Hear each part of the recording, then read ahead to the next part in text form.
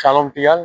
My dear friends, இப்போ நீங்கள் பின்னாடி பார்த்தீங்கன்னா ஏர்போர்ட்டினுடைய அரைவல் அப்படின்ற ஒரு பகுதி. அதாவது வெளி நாட்டில இருந்து வெளி மாநிலங்களிலிருந்து வருகிற மக்கள் தங்களுடைய வருகை, அதாவது அவர்கள் வருகின்ற இடம், வந்து சேருகிற இடம் இது.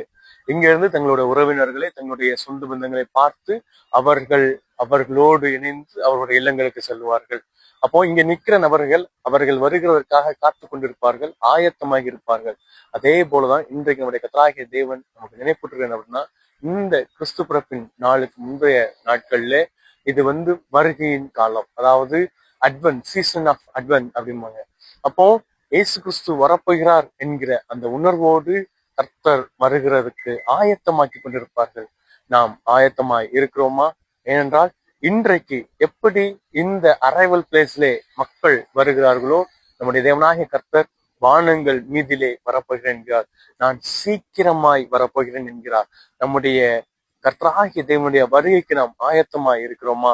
அவருடைய வருகையிலே நாம் பங்கு பெற ஆயத்தமாய் இருக்கிறோமா? எனவே அவருடைய வார்த்தையினுடைய மகத்துவத்தை உணர்ந்தவர்களாய் நம்முடைய தேவன் சீக்கிரமாய் வரப்போகிறார். நாம் ஆயத்தப்படுவோம், அநேகரை ஆயத்தப்படுத்துவோம், விழிப்புடன் இருப்போம். நம்முடைய கிரியைகளை தேவனுக்கேற்ப தேவ வழியிலே நாம் நடத்துவோம்.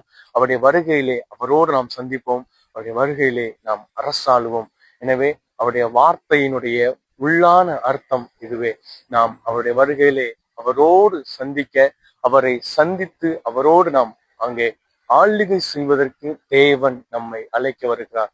நாம் ஆயத்தப்படுவோம், ஆயத்தப்பட வேண்டிய காரியங்களில் ஆயத்தப்படுவோம். தேவனுக்கு பிரியமாய் நம்மை வாழ அர்ப்பணிப்போம். தேவன் தாமே நம்மை ஆசீர்வதிப்பார். God bless you all.